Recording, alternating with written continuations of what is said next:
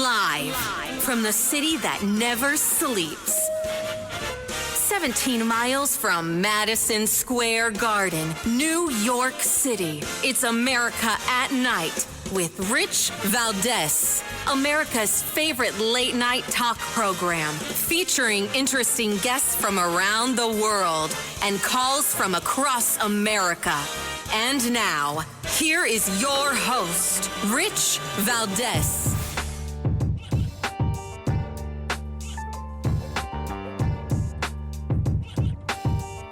Hi there, good evening, and what's up, America? I am Rich Valdez, Valdez with an S, at Rich Valdez on all of the social media. Our phone number is 833-482-5337, 833-4-Valdez. Of course, that's at Rich Valdez with an S. And I want to get into a few things today. Happy Monday, by the way, live, national, happy to be with you. And we had a very eventful weekend, right? It was one of those weekends where plenty was going on to discuss. Donald Trump decided to go to Philly and work a McDonald's drive-thru. I'm sure you've seen the videos and you've heard so much of the commentary on that. But that, I think, was one of the bigger things that happened over the weekend. And I love it because, to me, it's next level trolling, right? She's been out there saying, you know, I worked at McDonald's. I'm a middle class. I grew up in a middle class home, and and she couldn't help but talk about how she's grown up in a middle class home and she was a McDonald's worker. And it's kind of ad nauseum, and I get it. It's her stump speech, and you're supposed to repeat your stump speech in many ways. But what did Trump do? He said, no, she didn't do it. They have no record of it. No, nobody's seen it, which is great. But, you know, of course, her allies are going to say, oh, he's just being a hater. And, you know, people that are interested in understanding the critique better are going to say, come on, you know, what proof do you have and whatever. But Trump takes it to another level and says, forget all that. Forget all that. I will show you who's really worked in McDonald's. El Trumpito Donaldus Magnus, the 45th president of these United States, Donald J. Trump. And he works the drive-thru. And let me tell you, he's gracious, very gracious. The people loved it. I sent this, when I saw it, I sent it over to some of my personal friends, right? That, you know, people I hang out with on the weekends and whatnot. And I think the reaction to this was universally the same. I also shared it on my Instagram story for all the listeners who are, you know, following me and checking out my Instagram stories to see.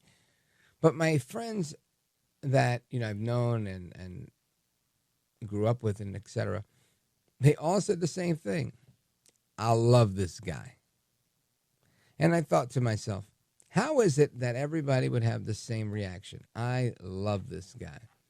But that's what it was. And if you look through the comments on so many of the different places that have posted that video, including, you know, himself sharing the video, and I did share it on Twitter as well, you'll see that people are saying the same thing. I love this guy, man of the people. And I think this is very, very important. Very, very important. And we've got some audio from this. I want you to hear a little bit of this. Check out cut 30. Let's do it. That, no. All the way back there, good. And then you can hang that one right back over there. Thank you. And then we're going to grab our salt. And then just one dump. No movement. Good. Right over. Never touched by a human hand. Nice and clean. I love salt. Wait a minute, I spilled some. I'm very superstitious. Now it's over the left shoulder now. There you go. He says he's very superstitious and he takes a pinch of salt, throws it over the left shoulders. He's learning how to make French fries. And it's great. And, you know, he's there really getting into the role. And it's not the first time, right? I think those of you who followed Trump over the years, when he earlier in his career, not that long ago, but earlier in his, you know, TV career, he did a segment where he switched places, like with his doorman. And of course, he's walking the dog for people. He's, doing what doormen in expensive buildings in the city do. And it was a really fun thing to watch, because people are like, "Oh my gosh, it's Mr. Trump opening the door, hailing a taxi, walking the dog," and that's how Trump is. He believes in getting it done, right? And the only reason I know that is because I've been to these Trump properties before, a few of them, and I can tell you, everybody there, if you ask one of the people that work there, just ask them, what's it like working here? How do you like working for this family? None of them will say, "Oh, I don't know. I don't really ever interact with anybody from the Trump family." In fact, they'll always say the opposite. They'll say, I have interacted with them always. The longer they're there, the more interaction they've had. I was at a book launch some years ago for Don Jr., that first book he'd written. And I remember I had my coat checked somewhere, and I noticed that the woman who was working the coat check, for lack of a better word, I'm going to say she looked very fancy. Like fancier than what I would have presumed the coat check person would look like. And I said, "Man, this is," I said, you've got to be one of the nicest dressed coat check people I've ever met. And she said, "Oh, thanks." And I asked her, "Have you been here a long time?" She said, "Yeah, I think it's 18 years or something at the time." And I said, "Oh, wow." And she was telling me how, that wasn't her main gig, wasn't to be the coat check person. It was just, that was her gig that night. She was helping out. And she said, "Oh yeah, I work, with the family. They're fantastic." And she had high praise for Eric Trump and of course, for Mr. Trump. And it was just great. And she said, on the day to day, I'm constantly in touch with Eric. They're really hands-on, operators. They don't just sit back. They're not ivory tower people. And this clip of McDonald's is like exactly indicative of that. This isn't just a campaign stop. It's not just a publicity stunt, if you will, which I think, it is, but it's good for him. It worked out well. But it's also a reality, right? It's a reality of how he operates. He gets in it. And when he says, we're going to make America great again, for the American worker, I believe he truly empathizes with the American worker. He really puts himself in their shoes. And I got one more clip from the McDonald's that I want you to hear. Listen to this one. Hello, how are you? What a beautiful woman. Look at a beautiful child. It's like the perfect looking person. That's good. That's your compliments. Thank you, darling. Thank you. Hi, Mom. Good luck to Look you. at Mom over there. Thank you very much. Thank you, darling. You have a great mom? Good or great? That's right. She knew what to say. Thank you very much. Thank you, darling. Wow, so nice. All right, you're doing a good job. Okay, these are nice people we're meeting, huh?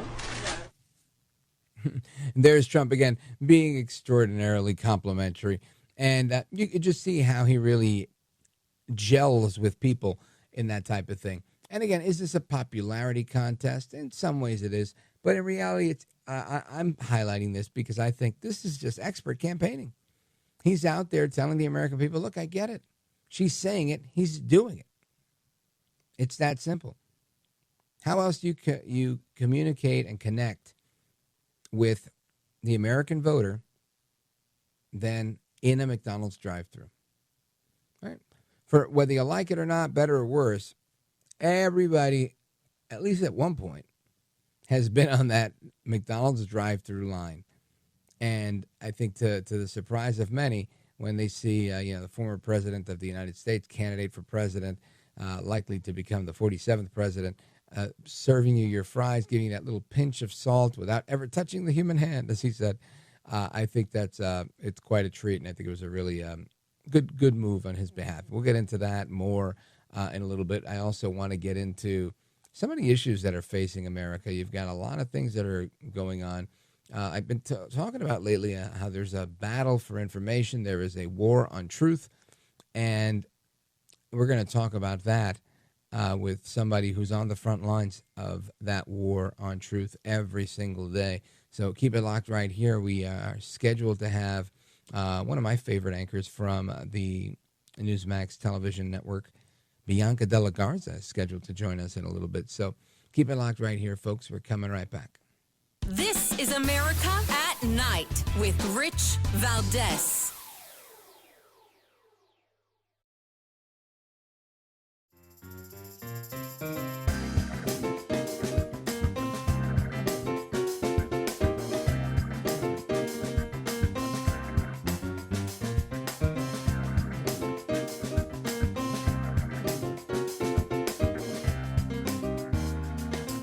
Well, thank you, Rich, and thank you for everything. I know you very well, and I listen, but I have a lot of people that listen, and they love your show, and I appreciate it very much. America at Night with Rich Valdez.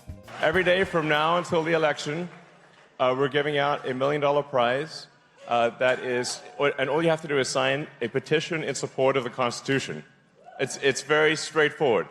You don't even have to vote. You don't have to vote. You just have to sign a petition saying you believe in the Constitution, which if you already believe in the Constitution, you're just signing something you already believe, and you can win $1 million. That's awesome. All right, amigos, welcome back, familia. We continue the conversation, and that, of course, was Elon Musk. He was at a town hall in Pennsylvania just yesterday saying that every day till Election Day, they're giving away $1 million in support of the Constitution. Why? Because I've been telling you, there's a huge battle over the information that we get. There's a war on truth, and there's somebody that's on the front lines of that and has a book that is so aptly named exactly that. I want to welcome her to the show. The book, by the way, is Incoming: On the Front Lines of the Left's War on Truth. Bianca de la Garza is the author of the book. She's cable television host. You see her on Newsmax all the time. She's fantastic. She's been nominated for an Emmy Award 10 times, and I didn't know that, and that's pretty cool, and obviously very well deserved. Doesn't surprise me at all. Bianca de la Garza, welcome. Oh, my gosh. Rich, thank you so much for having me. I love your show, everything you do, so what an honor, really, to join you and your listeners tonight. Well, thank you. That's very kind of you, and right back at you. What an amazing show you have. I'm the Susan Lucci of Emmy Award nominations, by the way. That's so cool. You know, that's not bad, right? Not bad at all to be the Susan Lucci of Emmy Award nominees. That's great. And she eventually won one, right? I've been at the game. I've been at the game for a long time in media, and, you know, it's funny to see sort of the evolution of where we are now. And, you know, these are such amazing historic times, as you're just illustrating with Elon and everything that's going on. Man, to be covering this and now to be about almost 14 days away, I just know that you're in the same position where we just can't believe some of the stuff we're reporting on. Yeah, I got to say, you know, I feel like every election is more exciting than the last one, but this one has to be probably the most exciting I've seen since like 2004 when I started doing this type of thing. And I'm very excited. Now, I want to get your reaction to this because I know your book, again, I think it's a really kick-butt title. Again, folks, make sure you get a copy of this for yourself and one to give away, so get at least 2 copies. The title of the book, again, is Incoming: On the Front Lines of the Left's War on Truth. And what is your reaction to what Elon Musk is talking about? He's saying they're giving away $1 million for anybody who signs a petition saying they support the Constitution. And we know he's a big free speech guy. I can tell you, I'm a big free speech guy. I know you are. Absolutely. How do you react to that? Absolutely. I think it's amazing, and I think that the Democrats have been sent into full panic mode, and isn't it just so pathetic that Governor Josh Shapiro is now doing some whining, saying that they need to look into it to see if it's legal. That's what you do when you have a losing campaign, because we're looking at Kamala Harris, and all they can do is talk about Trump. Either she's stealing his tax on tips, tax on tips idea, or now, you know, Elon Musk has a brilliant idea because he's an agent of change. He's a visionary. He's a guy who's actually built things, done things like Donald Trump, and they're just having a full-on meltdown over there. I love it. You know, Elon's got a lot of money, and it's you know, I see some parallels. I don't know about you, Rich. It's like Elon has the power to do a lot of great things for people, but all he does is face attacks. And it's very similar in Donald Trump's world as well. You know, they can be very human people when he's trying to deliver Starlink. And you had FEMA saying, no, we're not going to let your helicopter land. When you have a government that's weaponized against American people, we have a serious problem. Elon's a threat. He bought X. He's got to face all these, lawfare with the, BS charges, these lawsuits against him trying to, hurt him economically. And we see the same thing with Donald Trump. And Americans have had enough. They want a government and leaders who work for them. We can't keep having the same old people go to Washington, forget who they're there for, and be in this, machine. The machine that now gave us Kamala Harris after they told us Joe Biden was their guy. Yeah. It's I laugh only because Joe Biden You got was to their laugh guy. or you'll cry. Right. And I can't think of another time where we were running a president. We were running Joe Biden. He was in the game. No, we're not. We're taking him out. We're switching him out. Now, today, the latest rumors I'm hearing from my friends in conspiracy land, and half of them are right most of the time, right? But they're telling me they're going to pull out Kamala now because they were 2 weeks away and she's not doing so great. It is a very interesting and exciting time. Folks, again, we're on with Bianca Della Garza from Newsmax. And she's got this great book, and we're going to talk about the book in detail in the segments to come. But Bianca, I think you're right. It really is a very unprecedented time. We haven't really seen anything with this type of political dynamic, with these switcheroos and whatnot. And with, like you said, assassination attempts. Oh my goodness! Not one, but two, right? Some say potentially a third. Yeah. I mean, Unheard of. I started to write the book, and I was like, okay, I never thought it would be. I've had a front row seat to all of this unfolding, Rich. I never thought it would be this dramatic and this insane. But at the same time, I kind of feel a spirit of hope that's coming back for this country that I haven't seen in a while, and I'm really excited about that. Oh, well, amen to that. I love that. And what do you think this hope is based on? Do you think it's solely the Trump candidacy or like a Trump administration 2.0, or is there more to this? I'm going to call it an American revival, if you will. Well, I think there's a confluence of factors happening. Obviously, a lot of people, they don't cover it day in and day out like we do, right? We're engrossed. We're reading everything. And for many Americans, that's why journalism is such an important role, and the journalists that are tasked with getting information. We are the conduit. And when legacy media lies and is corrupt, they fail. They fail the American people. So I think that Trump is a big part of this, but it is sort of this Trump reemergence for a new administration, because I think what we've seen in the past few years is sort of the charade, if you will, and, the facade of everything. People now, they don't trust the government. They don't trust the media. They don't trust that they are going to just be okay when people say, don't worry about it. Crime is soaring. The FBI has to come out and say, oh, yeah, we actually did. We revised them.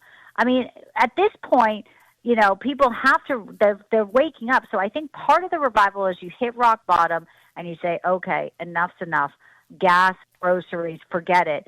Who is going to be the leader here? Who's going to, look out for us? So I think Trump is part of that populist movement.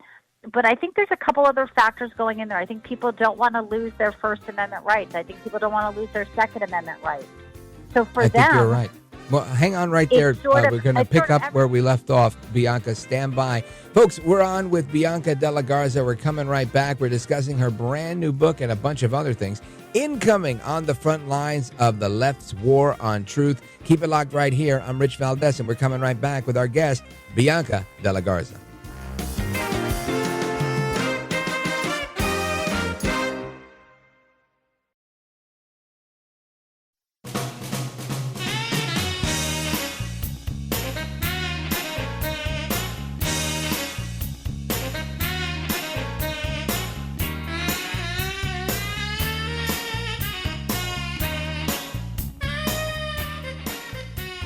I want to listen to you, Rich, all the time. America at Night with Rich Valdez.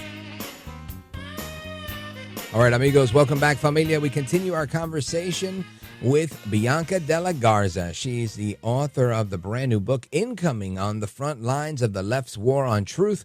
And you've seen her on Newsmax TV, where she hosts Newsline.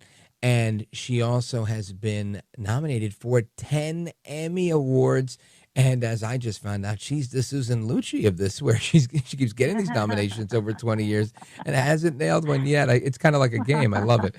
And Bianca Della Garza, I want to know. I mean, so many of our listeners, see you as this pretty face on Newsmax, but really packs a punch and really delivers. And how does a mom, Latina, an entrepreneur, get into where you are now, right, on this conservative-leaning cable network, top 5 network? How did you end up here? Oh, thank you for asking a little bit about that. Yeah, I've been, before I joined Newsmax, I've been working in smaller local markets. I think I just always had a love for writing and storytelling. I had a really great professor early on when I was in college, and just kind of got the journalism bug. But, that was in the 90s. And I worked my way up through local cable stations and in unpaid internships. And I write in my book how I crisscrossed all over. After about a week or two before graduating college, I went to Emerson College. I drove all over upstate New York from Boston trying to knock on doors, right? Back then it was sort of, you'd have your tape, nothing was really digital. And I had a news director. It was one of my last stops, and his name was Don Decker, and he took a chance on me.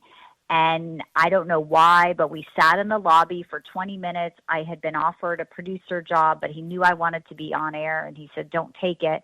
He called me back a week later. I interviewed, and I got the job that day. And I was so grateful, but I hadn't graduated college yet. I was graduating the week later, and this is Market 51, which is a really big market for someone who's actually never done anything except local cable. And I signed the contract so fast. And from there, it was sort of just like a rocket ship. I started working. George Pataki was the governor. Betsy McCoy, lieutenant governor, who's now one of our morning anchors on N2 at Newsmax. Yeah.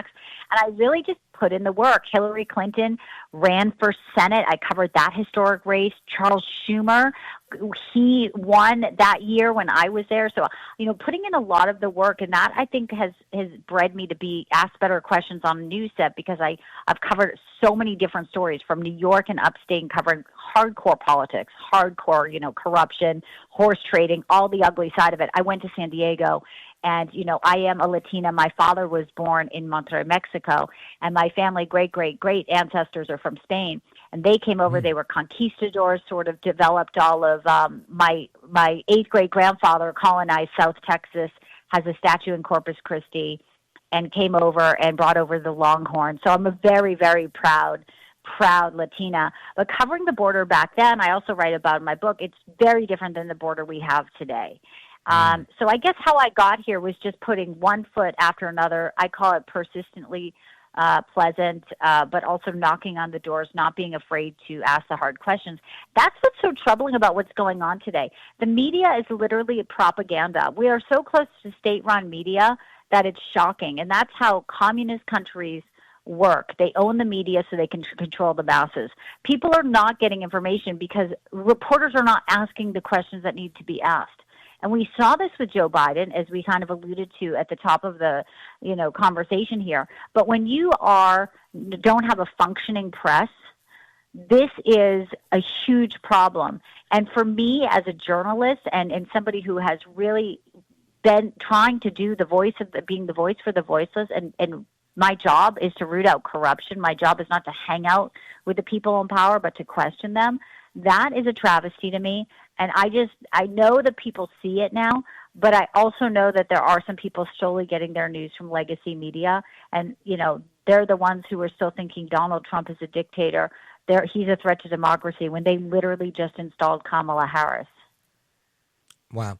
That's really well put, and what a great journey it's been. Folks, we're on with Bianca Della Garza, the author of the book, Incoming: On the Front Lines of the Left's War on Truth. And Bianca, oftentimes when I've been on your program on Newsmax, we talk about lots of different items in the news. But one of the biggest issues in this particular election cycle is immigration, illegal immigration at that. And there's a story in Breitbart News today that the Miami police are putting out in a report that an illegal alien sexually assaulted an 80-year-old woman after she fell. And I remember a couple of years ago, something similar happened in Queens. The woman was 92 years old. This woman was raped in New York. And this is horrific to see that this is happening to young women, to small girls, now old women. And I just can't help but think, how does the left turn a blind eye in this war on truth and get away with it? I think they get away with it because the media doesn't ask them the questions, for one. And I do think, and I will say that I think that they want to import voters. And that's why we see the DOJ suing the state of Virginia for cleaning up voter rolls, because it doesn't make any sense. Rich, none of this makes sense. No country just opens up their borders. And you're not anti-immigrant. You don't know the terrorists that are walking across our border. There's no way to vet these people properly. And I've been to the border and I've seen with my own eyes. It's just the sheer numbers. It's unsustainable. That story about that woman, it's an 80-year-old woman. That's somebody's grandmother. She fell in her home and a migrant from Nicaragua assaulted her. This isn't just crime. And I love the way the media minimizes it. You saw Martha Raddatz on with J.D. Vance saying, well, it's only a few apartment buildings in Aurora, Colorado. Yeah. No, this isn't crime. We have transnational gangs, prison gangs, Tren de Aragua, that are controlling migrant shelters and hotels in New York City. This isn't like, oh, we have some gang members. We have gotten a huge problem on our hands. And even when and if they begin to deport illegals, we have a systemic problem because we don't know where these gotaways are. So immigration is a problem because we didn't need to have this problem. Donald Trump shows that chart. You know, the chart where he turned his head in Butler that day. Saved his life. He always says, I love that chart now. And it is. And I write about my book, Senator Ron Johnson's the one who made it for him. And he told me the story at the RNC this summer. And I kind of recount because it was sort of like this sense of something miraculous had happened. And we're kind of all in this moment of the chart and the timing of it. But, you know, illegal immigration under Donald Trump it was record lows. And so what they have done is not only brought in potential terrorists, drugs, but also to your point, how can they not have any type of care or humanity for people who are, you know, the innocent blood that's on their hands? I also look at the missing children that are being sold into, you know, sex slaves and sex trafficked.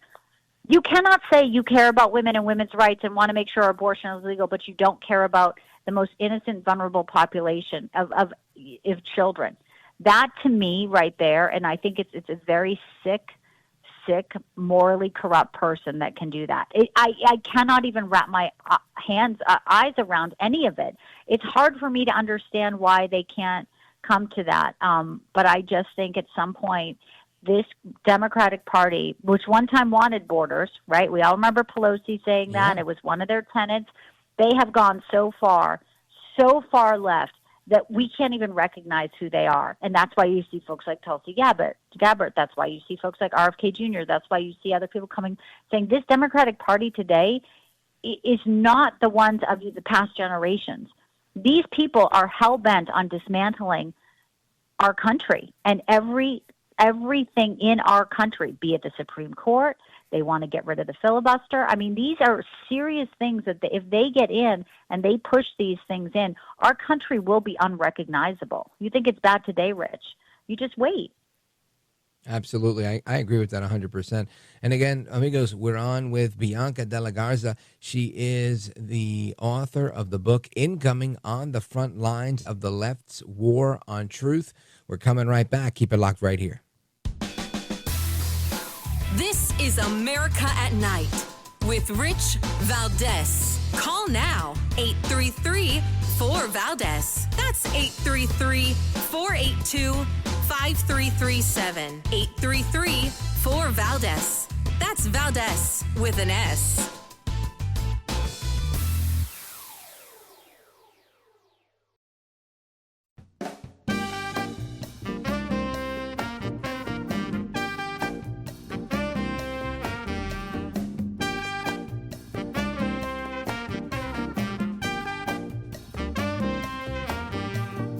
The best guests, the best opinions. This is America at Night with Rich Valdez. President Biden said this week that every president has to cut their own path. What is one policy that you would have done differently over these last 3.5 years than President Biden? I mean, to be very candid with you, even including Mike Pence, vice presidents are not critical of their presidents. I think that really actually, in terms of the tradition of it and also just going forward, it does not make for a productive and important relationship.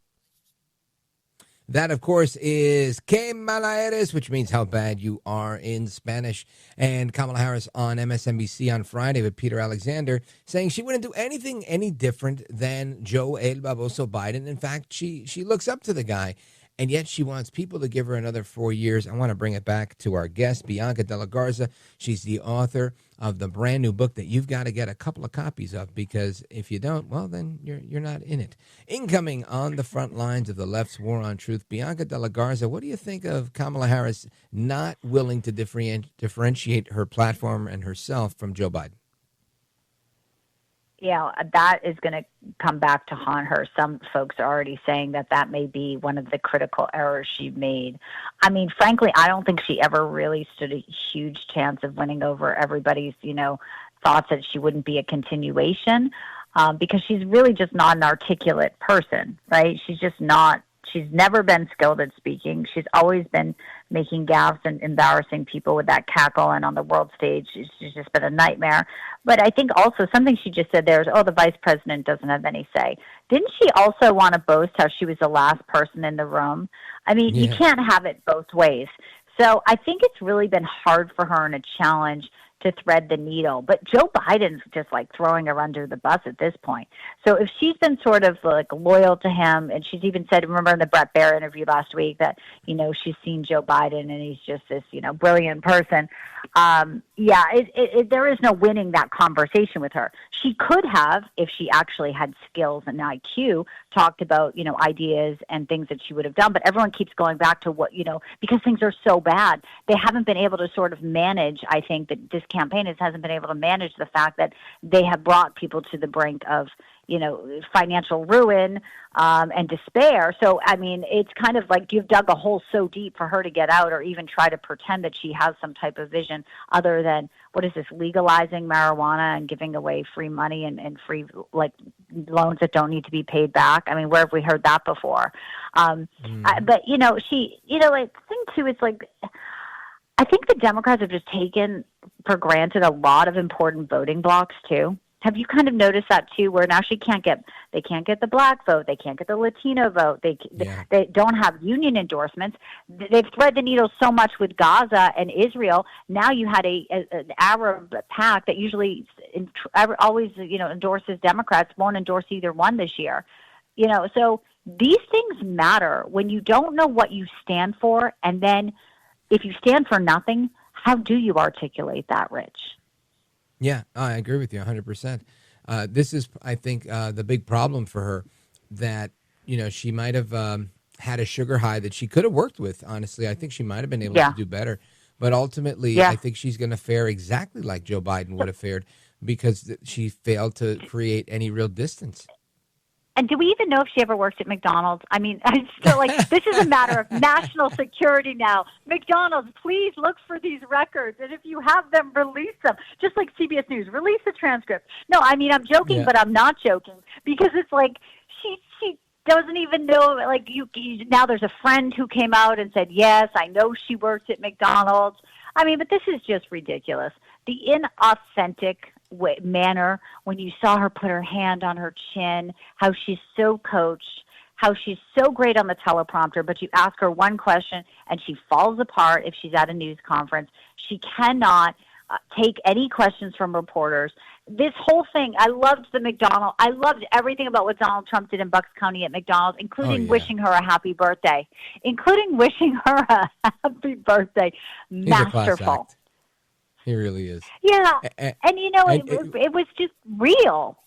Very, and the people loved him. And, I thought even McDonald's was pretty clever. I think they put out a statement that I read on the AP that they said, look, we don't keep records that go back into the 80s. But some people say that they've worked I thought that was so classic. They were like recovering every base they could.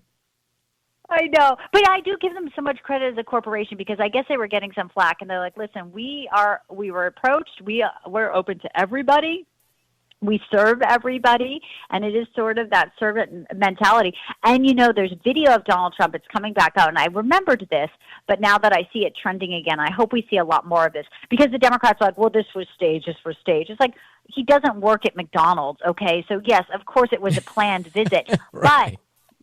Years ago, he was on Oprah, Rich, and he did like a day in the life of one of his workers at one of his hotels. And there's video of him, and he cleaned, and he did that. He's known to go and he knows everyone who works at all his golf clubs. I mean, people who work for him tell this story about the human side of him, and the media never wants that story to get out. The way he treats people with dignity and respect, the good things he's done for people in the past. They do not want those stories to be told because then it goes and destroys the narrative they've created about him, and they want people to hate Donald Trump. And it's a shame, and they but don't. that's the truth.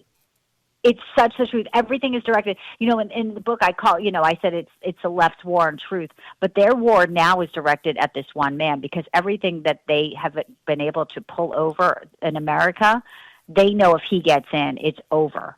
So it's critical like this election everyone has to get out and vote. We cannot just look back and say, okay, voting is very important because it's drawing near.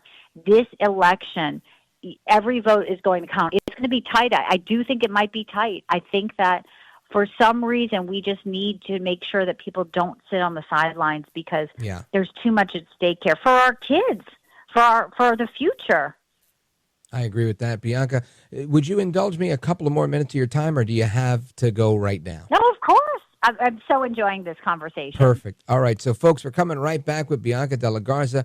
We're gonna wrap up the conversation on the book. Make sure you know exactly where to get a copy. Keep it locked right here. This is America at Night with Rich Valdez.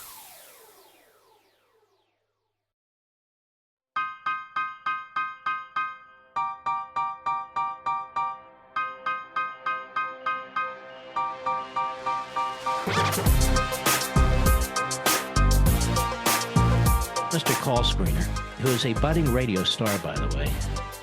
Richie Valdez is terrific. This is America at Night with Rich Valdez.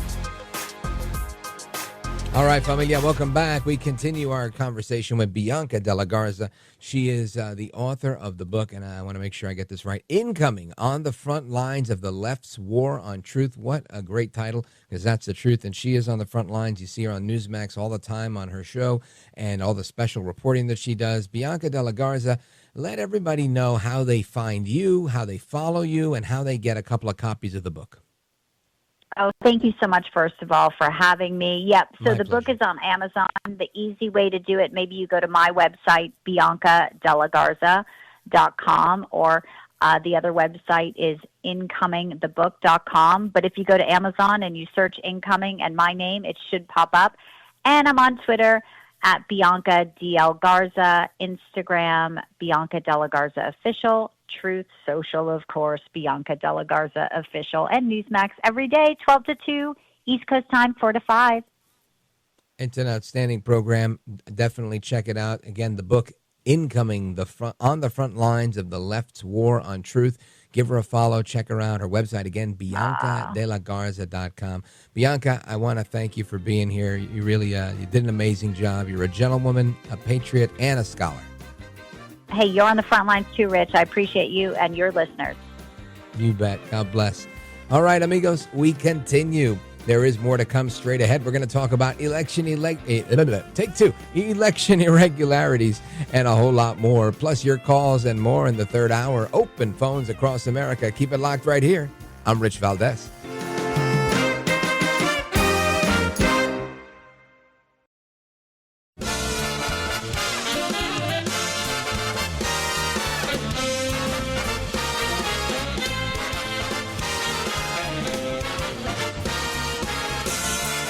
Live from the city that never sleeps.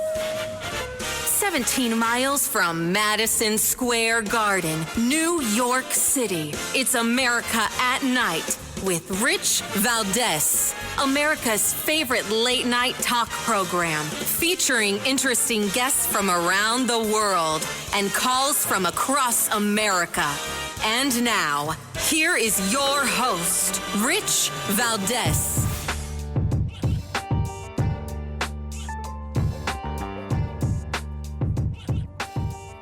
Hi there, good evening, and what's up, America? I am Rich Valdez, Valdez with an S, at Rich Valdez on all of the social media. Your liberty-loving Latino amigo, happy to be with you this Monday night. Our telephone number, if you want to join us on our late-night national town hall conversation, give me a call, 833-482-5337, 833-4-Valdez. I'll be getting to your calls in about a half hour, 35 minutes or so.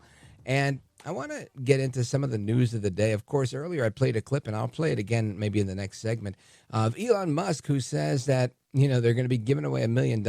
He's investing heavily. I think $75 million he gave to a Trump super PAC. And he's out there on the stump supporting Donald Trump.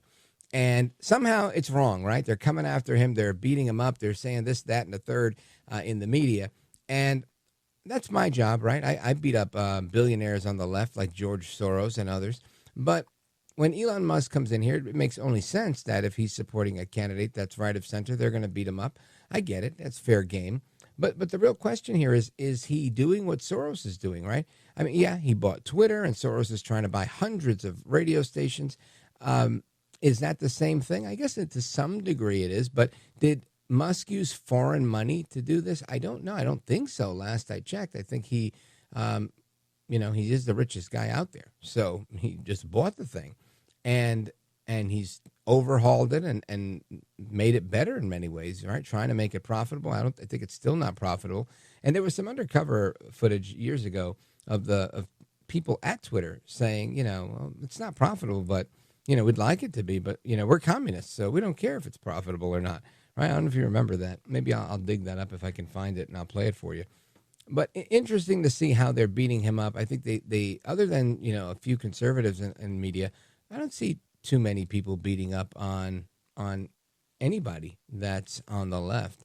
But it seems like they're all piling on against Elon Musk, which is interesting. So that's one of the stories we're going to get into. Another big story you got Ben Stiller, Andy Cohen, Doug Emhoff. That's the vice president. Kim Malaeres, her husband. And what's interesting here is they're urging fathers to vote for Kamala Harris because of what? Because of abortion. Yeah, this is interesting. I don't know why this would appeal to men. And again, listen, I'm pro-life, so I understand the importance of the voting, right, and introductions to why people will vote based on certain issues. I do get that. But ultimately, do I think you really go after men with abortion? I guess maybe in small part. But this I thought was interesting, bringing in the star power of Andy Cohen, from television, and Ben Stiller from Hollywood. But they've enlisted these guys to go ahead and go on social media and start broadening Kamala's appeal to men, specifically dads who have daughters. That happens to be me, right? I have 2 daughters. Plus, I have a girlfriend that has a 7-year-old daughter. And I'm surrounded by women all the time. I can't get away from them. I'm not trying to either.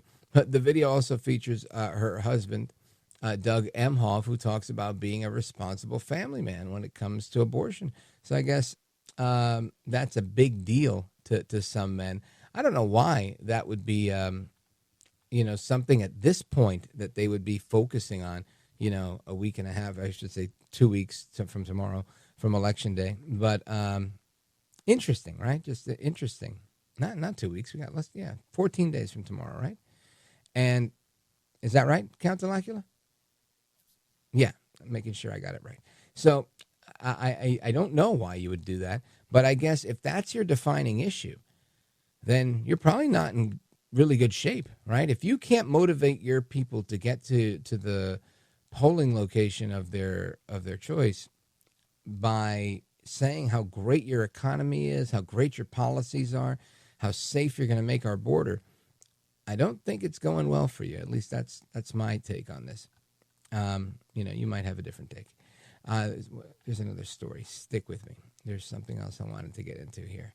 Oh, the McDonald's stuff. Yeah, of course. You got the McDonald's stuff. Joe Biden becoming a very rapidly fading figment of the past, while Kamala Harris is out on the campaign trail still saying that she worked at McDonald's, while El Trompito Donaldus Magnus, the 45th president of these United States, he says no. She never worked at McDonald's, and in the best act of trolling I've seen in a long time, he goes out there and he starts working at McDonald's. But he doesn't just go and do a campaign stop at a McDonald's. No, that would be too simple. No, El Trompito decides to go and he makes a social media video of him showing up, talking to the owner of the franchise in Philly suburbs over there, saying, I'm running against somebody that says they worked at McDonald's and the whole thing's phony, And so I'm looking for a job. So the guy gets him an apron, teaches him how to make fries. He takes a little bit of salt. He throws it over his shoulder for good luck. He says, I'm very superstitious. The whole thing is hysterical to watch, very endearing, very appealing. And he goes and he starts serving customers after he makes the fries. And he, honestly, the way he made the fries, you would think that he made them before, the way Kamala Harris claims to. And this was met with a lot of disdain from the left. People there saying it's stupid, it's odd, I can't believe he's out there doing that. Why is he doing that? And all I'm thinking is Kamala Harris wishes she would have done that, right? Kamala Harris is probably thinking, why didn't I think of that? Why didn't I go to a McDonald's? Because let me tell you, that would have helped. Now, I will say this. I do think, although it was widely criticized by many of my colleagues, I still think her appearance, even though the timing was not great and she dissed the Al Smith dinner, that was a bad move. But she definitely, that video of her drinking a beer on a late night show, not a bad video for her. I don't think it hurts. I don't think anybody said, that's it. I'm not voting her because she had a drink with Colbert. I think actually the opposite. I think there's some people saying, you know what? Maybe she is fun to hear. Maybe I'd like to hear that cackle throwing back a cold one with her. Yeah. Some people might be into that. I think that actually does help her, and it helps with her image that's somewhat robotic. And El Trompito does not come across as robotic, but I think what he did also helps his image, and it would have been great for her had she done it. If she wishes, she would have thought of something like that, but she doesn't have that marketing prowess, that marketing genius that I think El Trompito brings to the table. So Harris is, she's there. She's got 14 days to go, and I think that this is where you're going to start to see the gap widen. And again, as willing as these people are to report the truth, right? Again, we remember 2016 where they were saying, oh, my gosh, Hillary Clinton's going to take this thing. Trump doesn't have a shot at this. He'll never be president. And look at him then and look at him now. So we're going to see how that goes. Anyway, I want to get some reaction to Elon Musk, who says that he's given away $1 million. We're going to play that clip for you again when we come back, and we're going to get some reaction to it from the manager of the election law initiative over at the Heritage Foundation. He's a senior legal fellow there as well. You know him. He's been on before. Hans von Spakovsky will join us. He's scheduled to join us when we come back. So keep it locked right here. More to come straight ahead. This is America at Night with Rich Valdez.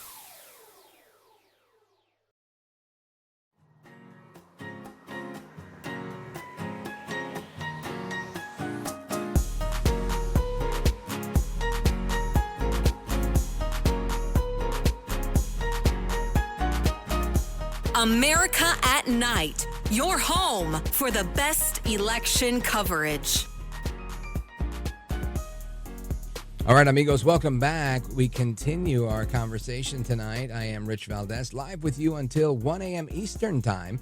And if you're just joining us, I mentioned that Elon Musk has taken a whole bunch of heat because of some comments that he made over the weekend. Just yesterday at a town hall in Pennsylvania, he said that from now till Election Day, he's giving away $1 million in support of the Constitution through his super PAC, or the super PAC he's contributing to, as long as people signed a petition in support of the Constitution. Now, you might think, well, that sounds innocuous enough. What's wrong with that? Well, you've got, MSNBC, Reuters, The Washington Post, Newsweek, NBC News, The New York Times, and the list goes on. Listen to some of these headlines. Elon Musk's $1 million giveaway tests the limits of election law. Here is this one. Strong possibility it's illegal. Election law analysts on Musk's $1 million giveaway. Analysis. Elon Musk's legally problematic $1 million voter giveaway.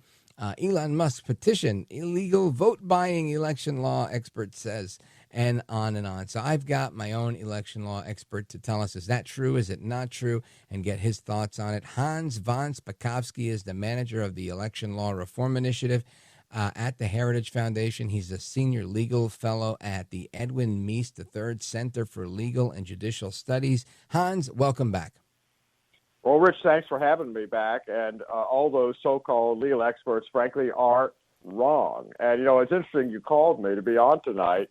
As you know, we arranged this last week, but yeah. I actually drafted an article today, which we're going to submit tomorrow to get published, analyzing this and explaining why Elon Musk has not violated the law with the program that he's put in place. Well, outstanding. So you can give everybody here a preview of it. Walk us through some of it, and of course, people feel free to let everybody know where they could take a look at that tomorrow.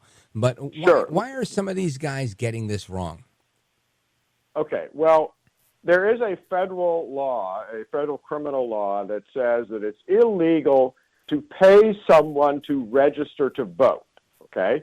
But if you look at the offer very carefully that Elon Musk has put up, what it says is that he is asking people to sign his petition to support the First and the Second Amendment.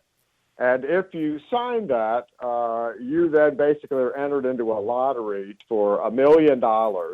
And he's also offering $100 to every registered voter in Pennsylvania who signs his petition.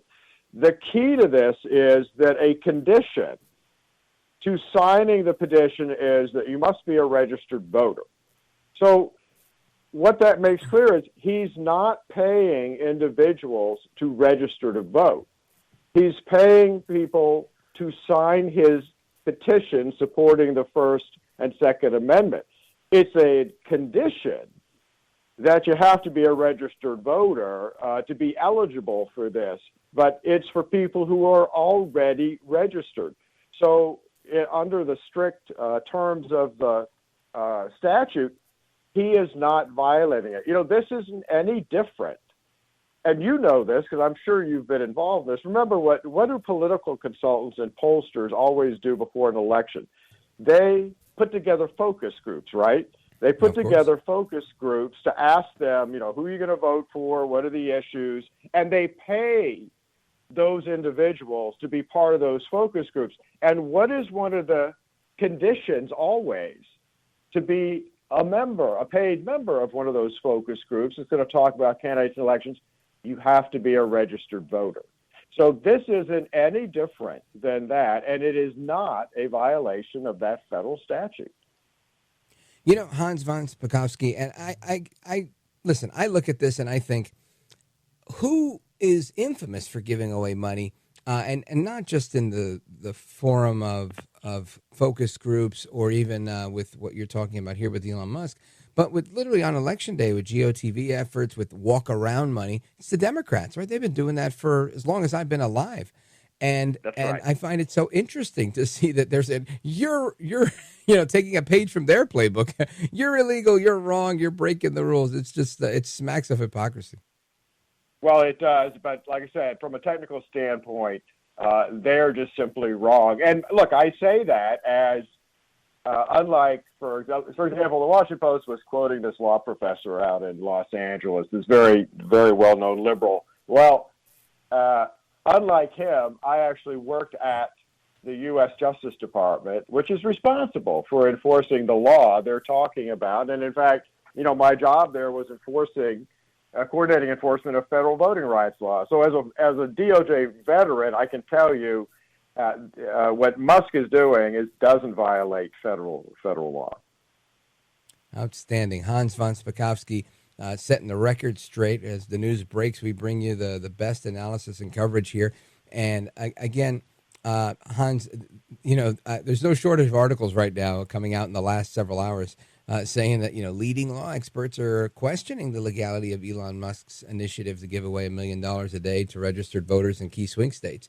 And it just, in addition to the hypocrisy, it also kind of just shows me how the media seems to be in the tank with anything that is just anti-Trump. If they can be anti-Trump in any way, they seem to sign on. And nobody ever questions the media and their unpaid in-kind contribution to any campaign that isn't Trump's, right? Because in effect, I feel like they're advocating for them. Right. Yeah, they didn't seem to be concerned about the fact. I don't remember any of these people criticizing Musk for this. Not a single one of them talked about something that is illegal, and that was the news last week, which I'm sure you heard, that the United Kingdom's Labour Party is recruiting members to come to the United States and work for the Harris campaign. If those members of the UK Labour Party are being paid to do that, if their expenses are being paid to do that, that is a violation of federal law. And anybody who doubts that, Bernie Sanders actually got in trouble for that. He ended up paying a fine, a civil penalty, to the Federal Election Commission, where I used to be a commissioner. They had to pay a civil penalty of $15,000 because what did they do? They had people who were not U.S. citizens being paid to work for the Bernie Sanders presidential campaign. Wow. Folks, we're on with, that doesn't surprise me, by the way. We're on with Hans von Spakovsky. He is the manager of Election Law Reform Initiative at the Heritage Foundation. He's senior legal fellow at the Edwin Meese III Center for Legal and Judicial Studies. And straight ahead, I want to get into a little bit of a chat on the other big story about trying to clean up the voter rolls in Virginia, and the DOJ saying, no, hold up, don't do that. That's not cool. We're not doing that. That's not allowed.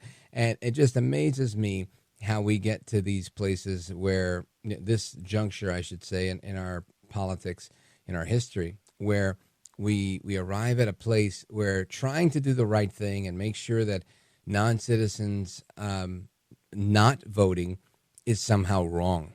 So we're going to have that discussion when we come back with Hans von Spakovsky. And Hans, before we take this break, just let everybody know how they follow you and the amazing work that you're doing at Heritage. They can go to heritage.org, heritage.org, and see the things I write, including stuff I publish elsewhere, then gets republished at Heritage. Fantastic. Folks, don't go anywhere. It's me, Rich Valdez. We're coming right back with our guest, Hans von Spakovsky.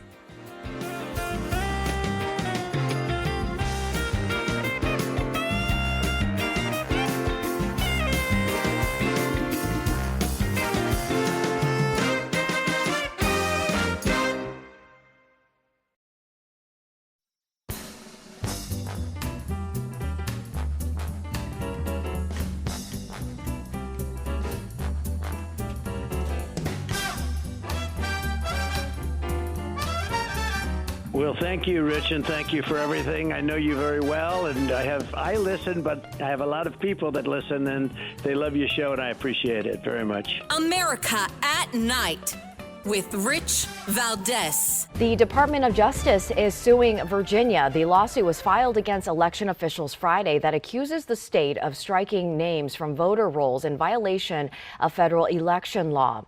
The DOJ says this all started with an executive order from Governor Glenn Youngkin in early August. He required daily updates to state voter lists to remove ineligible voters. Well, that order wasn't the problem. It's that they didn't pause 3 months before Election Day. Youngkin says this is politically motivated. He says the Commonwealth is enforcing a 2006 law signed by Tim Kaine to remove non-citizens from voter rolls. Prosecutors filed a similar lawsuit in Alabama a few weeks ago. That's Annie Yu with WUSA. And I want to get reaction to this from former commissioner with the Federal Election Commission. He's also our guest this evening, Hans von Spakovsky with Heritage. Hans, when you hear this report, and you know, this was a big story just into last week and over the weekend, former President Trump gave his reaction to it. What's yours? Well, once again, the Department of Justice is misinterpreting and misusing federal law. And again, Rich, interesting coincidence, I've actually written a lengthy legal memo for the Heritage Foundation that right now is with our copy editors that I'll publish soon that will explain why DOJ is wrong. And I'll give it to you very simply. DOJ is claiming that there's a 90-day provision in the National Voter Registration Act. I used to be responsible for enforcement of that law when I was at the Justice Department. They say that taking aliens off the voter rolls is prevented because what that 90-day provision says is if you're engaging in a systematic program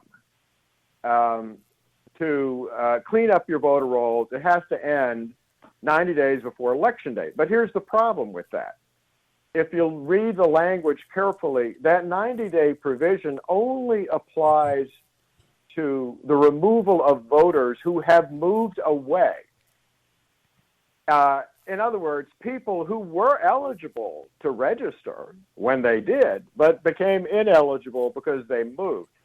It does not apply to an alien who was not only never eligible to register to vote in the first place, but actually violated federal law when he registered. It is a felony under federal criminal law for an alien to register and or to vote. And you can't tell me that Congress intended, when they passed that law, to tell states, you have to keep on the rolls an alien who broke the law when he registered. This isn't any different from the fact that, look, if Virginia discovered that a 10-year-old was registered to vote, what? Is DOJ saying, oh, well, if it's within 90 days of the election, you can't take that kid off the rolls. You have to leave him on so he can illegally vote. That's ridiculous. And in fact, it's very clear that that provision doesn't apply to aliens. And it tells you everything you need to know about the Justice Department, that DOJ's responsibility is to enforce that federal criminal law. They're supposed to go after aliens and prosecute them if they illegally register. And yet, what are they doing?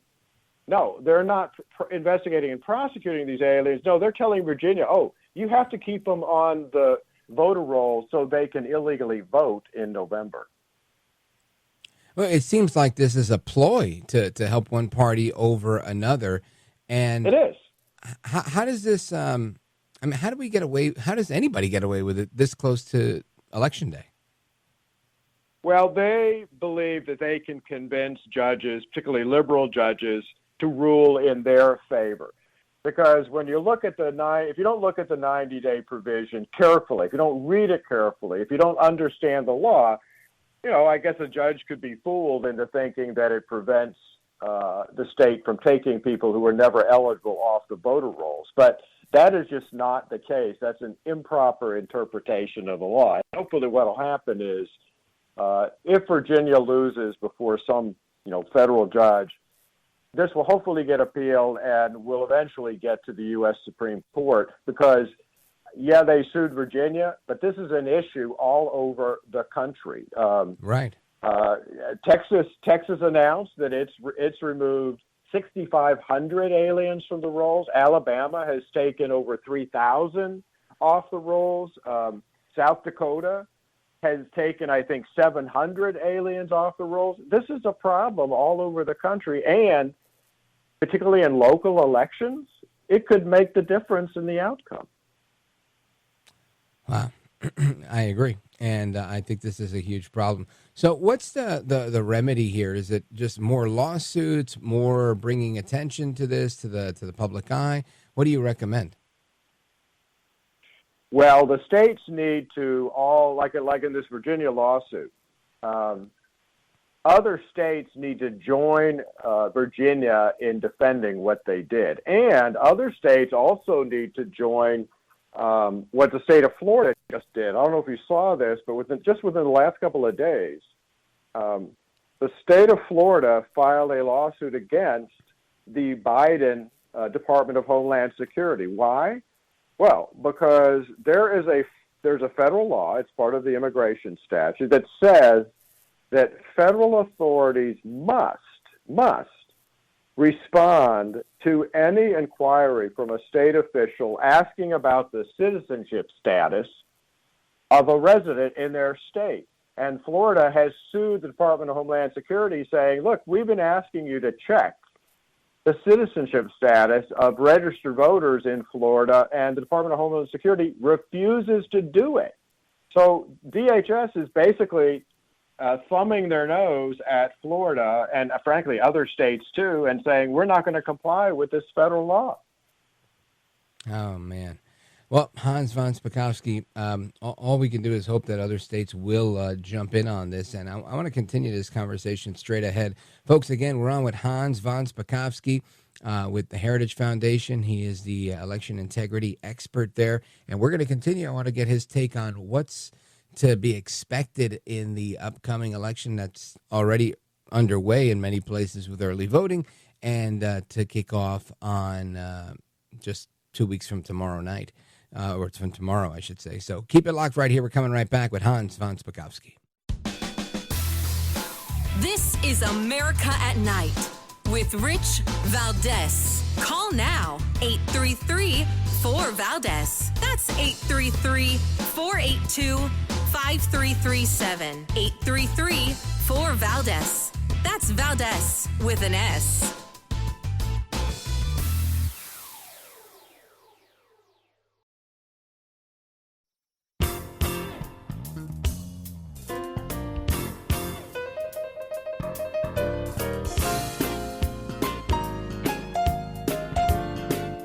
You have experience and skills in interviewing, or you wouldn't be on your program. America at Night with Rich Valdez.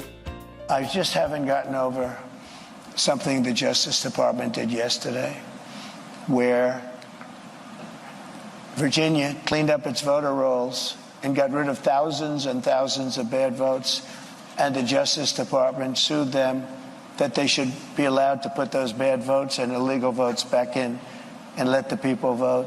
So I haven't gotten over that. A lot of people have seen that. They can't even believe it. That, of course, is El Trumpito Donaldus Magnus, the 45th president of these United States, Donald J. Trump, and with his reaction to this Virginia lawsuit that we just talked about. And I want to get a very quick reaction from Hans von Spakovsky, who's been generous to stick with us for one more segment to tell us his outlook. A lot of people are saying there's not going to be election. They might cancel the election. What if there's a cyber attack? They're going to cheat, all sorts of things. I want to get a reaction from Hans, who is the election integrity expert at the Heritage Foundation and a former commissioner at the FEC. Hans, your thoughts?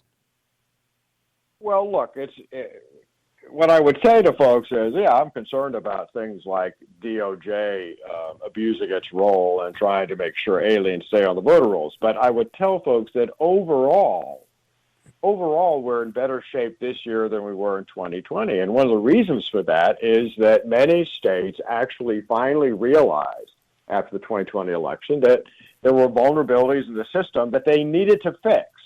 And a lot of states actually passed big election reform packages. Georgia was one of them. Georgia, for example, remember, what's the biggest thing that's happened in recent years, right, is a huge increase in people voting by mail. Yep. So what did Georgia do after the 2020 election? This was part of a package they put together in 2021.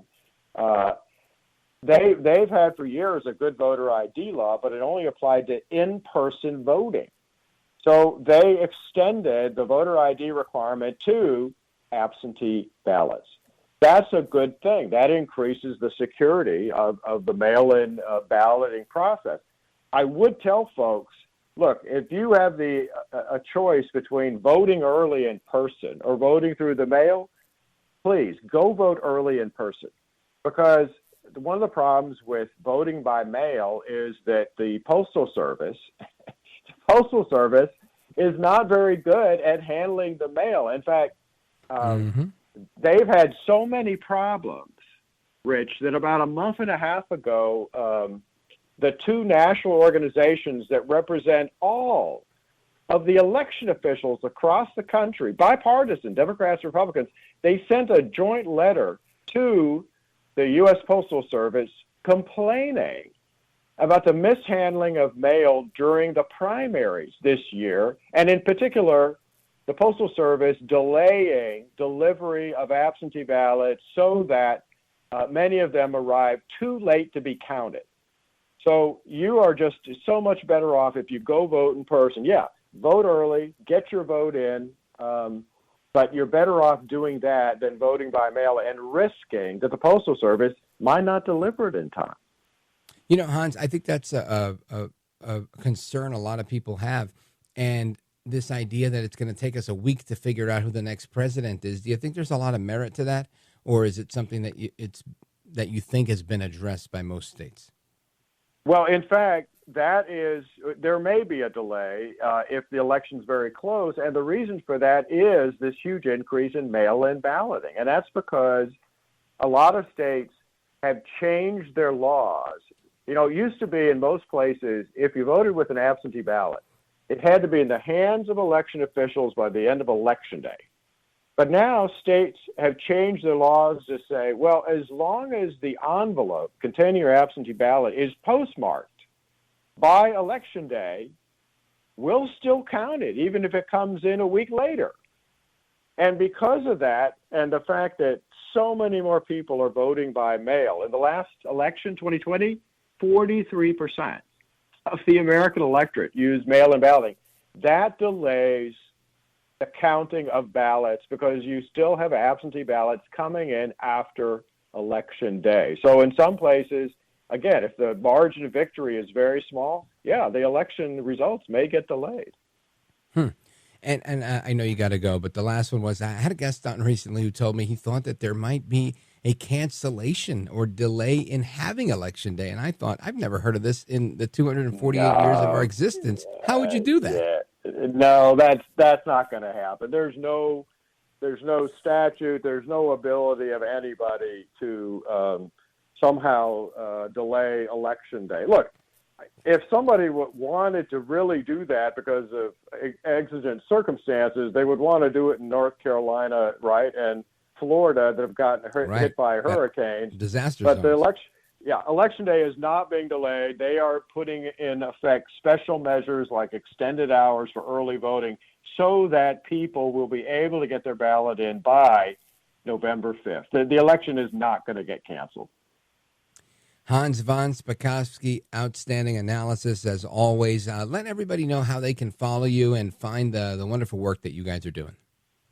Well, I'm at H. von Spakovsky on X, and otherwise just go to heritage.org, heritage.org, and you can see the things I write and all my analysis. Well, again, thanks for being generous with your time. You are a gentleman, a scholar, and a patriot. Godspeed to you, sir.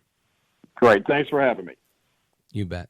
Folks, there is more to come straight ahead. Your calls on voting, election integrity, and more right now. And then at the top of the next hour, it's open phones across America, 833-482-5337. This is America at Night with Rich Valdez. Call now, 833-4VALDEZ. That's 833-482-5337. 833-4VALDEZ. That's Valdez with an S.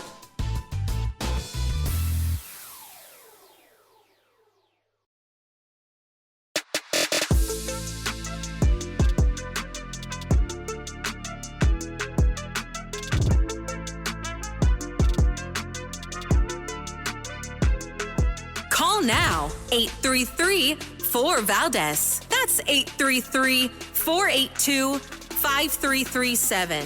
833-4-VALDEZ. That's Valdez with an S. Your governor, Brian Kemp, said the truth is that it's easy to vote and hard to cheat in Georgia. And he has criticized the vice president and Democratic officials, saying they lied about Georgia's election laws to raise campaign cash and scare people. Doesn't this high turnout assuage some of what you call attempts at voter suppression? Listen, I've been through a few elections in Georgia, and what we saw was lines wrapped around buildings. We saw the effort of state officials to make it impossible for people to vote the first weekend of my runoff. And Georgians stood up. Listen, the fact that voters turn out doesn't mean there's no voter suppression. It just means that people aren't willing to have their voices silenced or muted. We've been hearing about all sorts of issues in Georgia for many years, from, what was her name, Stacey Abrams. Then you've got Warnock saying, look, I won, but we still had issues. I feel like they can't make up their mind. But the reality is there are problems with elections. But by and large, I think the process works, and a lot of effort has been put into it. I want to go to Frank in Cumberland, Maryland on WCBC. Frank, go for it. Here's a problem no one is paying any attention to. If Donald Trump is elected president and starts to round up and deport many millions of people, there will be mass civil disobedience and maybe even civil war. The riots and demonstrations after George Floyd died indicate that this would be inevitable, and many members of the armed forces would not deport their fellow immigrants. What are you basing that on? Is there like an official statement from the police union or Hispanic police law enforcement people saying that we won't do it? No, just common sense. I mean, I look at the riots after George Floyd, and I think millions of people just won't put up with certain things. Well, I mean, I'm the part of your statement that I'm looking at is I'm looking at every time I've interviewed somebody that works at Border Patrol or like the vice president of the Border Patrol Council, these guys are all Hispanic. So many of them are. And they deport people and have been deporting people their entire career. A lot of these guys are 20-year guys, 15-year guys. So I think that part of it might be farcical. The other part about people fighting back, yeah, I think there definitely will be a show. For sure, I would expect there to be lots of shows. I think anything Trump does, Trump wins, there's a riot. Trump gets sworn in, there's a riot. Just like there was that last time, right? And they blew up that car on his inauguration day. I think we can expect to see all that stuff magnified by 10. I think you're 100% right. Up to including the next election in 2026 for the midterms, so that they can try to regain some of the ground that I'm going to predict that they've lost. There's going to be a fight every day. I think the difference is Trump last time around hired a lot of lobbyists and a lot of Washington insiders that he was recommended to hire. I think this time he's going to hire more aggressive people. He's going to take a more aggressive posture because he's not seeking re-election. And I think he's going to be able to implement his policies that much quicker. So I think you're right. We're going to see a lot of pushback, especially from gangs like Tren de Aragua or MS-13 or all these other groups that are here. One of our frequent guests here, General Blaine Holt, often says there are sleeper cells in the country. I have no doubt that many of those will become very active and start to rise up. But at the end, I think these skirmishes will be minuscule in the grander scheme of things, and the United States wins. My thoughts. Frank, thanks for your call, brother. Cumberland, Maryland, WCBC. Folks, it's open phones across America. Your calls and more straight ahead. 833-482-5337. 833-4-VALDEZ.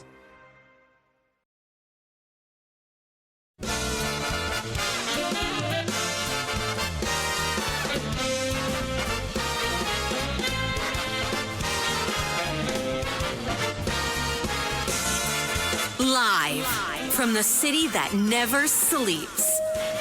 17 miles from Madison Square Garden, New York City. It's America at Night with Rich Valdez, America's favorite late night talk program, featuring interesting guests from around the world and calls from across America. And now, here is your host, Rich Valdez.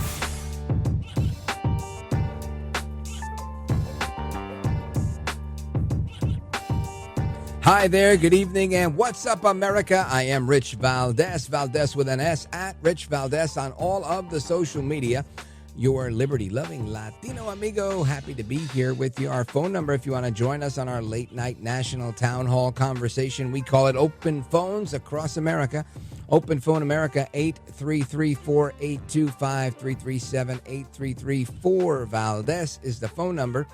You get to chime in on whatever we've talked about this evening, and we've talked about a lot of things. We've talked about Elon Musk on the campaign trail with El Trompito Donaldus Magnus, the 45th president of these United States, saying he's going to give away $1 million to between now and Election Day to folks that are registered voters for participating in a petition to support the United States Constitution.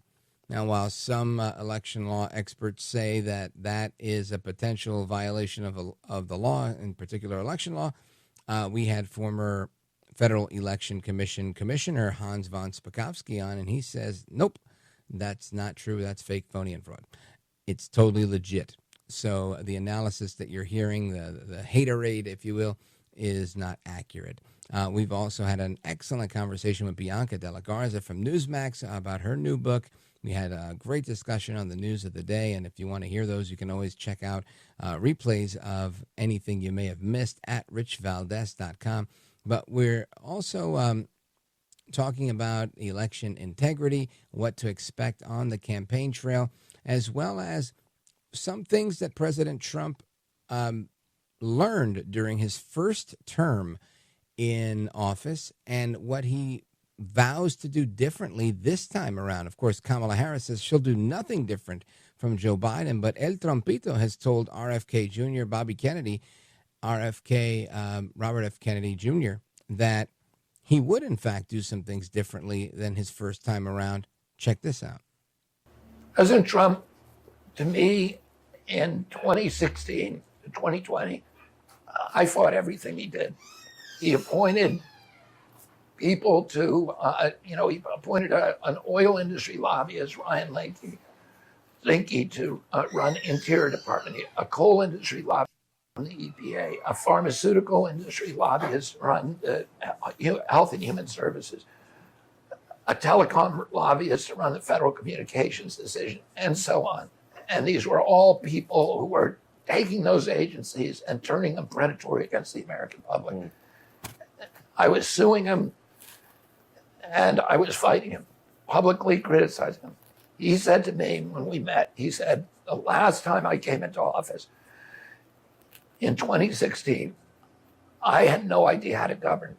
And he said, we didn't even expect to win. Suddenly we won, and you have now 2 months to figure out who, he's got 14,000 appointments to make. He said, I was surrounded by business people and lobbyists who said, you got to appoint this guy, this guy, this guy. And he said, I listened to him and I did it. He said they were a bunch of bad people. And he said, we're not going to do that this time. We're going to do something different. And he's interested in his legacy, and he wants his legacy to be the president who ended the wars, who brought the money home to rebuild the middle class in this country, who ended the censorship, who ended the power of the CIA over the American people, and who made America healthy again.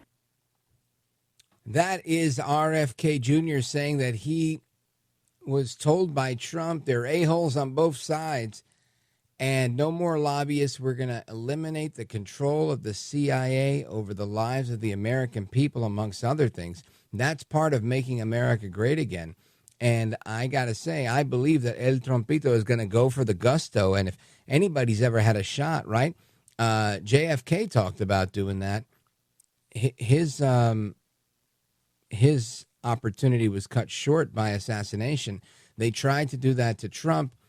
They haven't succeeded. They've failed. And should he win, I believe he will succeed and beginning to chip away at this. I don't believe that Trump, like anything in politics, is a silver bullet, an end-all, be-all.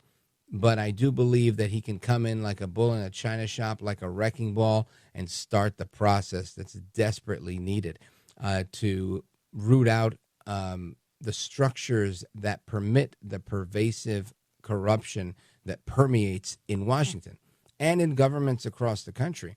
Now, does that mean that, at the end of 4 years, we live in this utopian bastion of truth? I don't think so. I think that means, like when any new sheriff comes to town, the criminals that are looking for the low-hanging fruit go elsewhere. People realize, all right, you know what? The gig is up here, but we can continue maybe when he's out of office. And they'll make sure that they can elect somebody else that's more sympathetic to their cause. But I think RFK Jr. here, excellent ambassador, if you will, for the MAGA movement, constantly building on his own brand of making America healthy again. I think this is fantastic. This is a big issue, one that transcends people, right? If you want to talk about populism, and I'm not a big fan of populism per se, but I am a fan of creating issues that bring people together, and not necessarily in the name of populism, but in the name of practicality. And in this situation, he talks about food, right? I would love to see RFK Jr. maybe in charge of the FDA or something like that, where he's in charge of making sure that we're no longer going to be that country where people are constantly telling us, in Europe that's illegal, but we allow it here. We allow our people and our kids to consume these things. And I think it's about time we make that move, right? If Europe is doing it, I think we should no longer be the fattest country. I think we should start to put a damper in the business of the cancer industrial complex that, works hand in hand with big sugar, if you will, to make Americans unhealthy so that they can continue to offer solutions to help them lose weight because they're guaranteed to become fat. I mean, these are things that we can avoid. And I think proper leadership in Washington can help guide and direct some of those policies that really will benefit the American people. Those are my thoughts. Anyway, I want to get your thoughts on that and everything we've talked about tonight, from election integrity to the border and everything else that's going on in America at night. Our phone number, 833-482-5337, 833-4-VALDEZ. And I want to go to Ralph in Stratford, New Hampshire, listening on WTSN. I'm not familiar with those call letters, but welcome, Ralph. Go for it. Hi, Rich. Thank you for taking my call. I'm a first-time caller, and welcome. Kamala Harris talks about this border bill that Trump had shot down, and nobody reads the bill, and it's not broken down for people to understand what's in that bill and why it was just rejected. First of all, 6 Democrats voted against it. That shot it down too. But they were taking border. It was an amnesty bill. They were going to make all illegals, even some that Trump had deported, could come back and become legal citizens of the United States. That was in the bill, which is outrageous. Besides letting in 8,000 people a day, let 8,000 people in a day, and then they were going to take the border patrol, and they were going to reschool them. The description job code was changing completely. They were going to go to school to learn different languages, to learn all about how to handle all the DEI things and all the transgender and all the other stuff that they have to handle. But they weren't going to be doing the border patrol like their real job or what they used to do. It was going to be changing entirely. So it was like babysitters, and they were sending them to school for that. So that's why the bill got shot down. But people don't read the bill, and nobody understands what's in the bill. They just blame Trump for shooting it down, thinking Trump was the main reason, and he wanted to tout it and keep it for him. So when he got in, he could reap the rewards of saying, I took care of it. No, that's not the truth. The truth of the matter is, read the bill. The bill and what's in it, it was a poison bill. And people should understand that. Nobody breaks it down, not even Not even Trump breaks it down. No Republican breaks it down. Nobody breaks it. Brett Beer had her on our interview, and he had her right there, and he could have said what was in the bill, and he could have made her look like a complete buffoon, that she is anyway. Well, I think you bring up a good point, and I think, and we have broken it down on this program. That's the Langford bill you're talking about, and that allows 5,000 illegal aliens to cross the border each day. And they're saying by allowing in 5,000, which is something like 2 million a year, will be in effect curtailing the 20 or 10 million or whatever, how many million they're allowing now. That's unlimited, or as many as they can allow in per day, and you're right. And there was a number of other provisions in there that just didn't make sense. Disguised, it was amnesty disguised as reform. And a good thing that it didn't go through. It was a bad bill, bad legislation. I'm happy it's not there. But ultimately, it did get shot down. And I honestly think the reason they don't spend a lot of time on this is because it didn't take off, not because Trump has all this massive power, but because people, and not that he does or doesn't, I think that's just their talking point. The reality was it was just bad law, and that's why it didn't work out. And that's why, like you said, half a dozen Democrats voted against this bill because it just didn't make sense. It was bad law. And ultimately, I think that's what it comes down to. And because members of Congress didn't see any value in it, that's why I think we don't see so many people talking about it. I don't think it's that big of a talking point. I think the majority of Americans, and definitely the majority of voters, they see right through this stuff, and they realize that the border is a concern for everyone. Anyway, Ralph giving us a call from Stratford, New Hampshire, streaming the show, richvaldez.com. Thank you so much for your call, my brother. I appreciate it. Folks, we're going to get to the rest of your calls and more straight ahead. 833-482-5337. This is America at Night with Rich Valdez.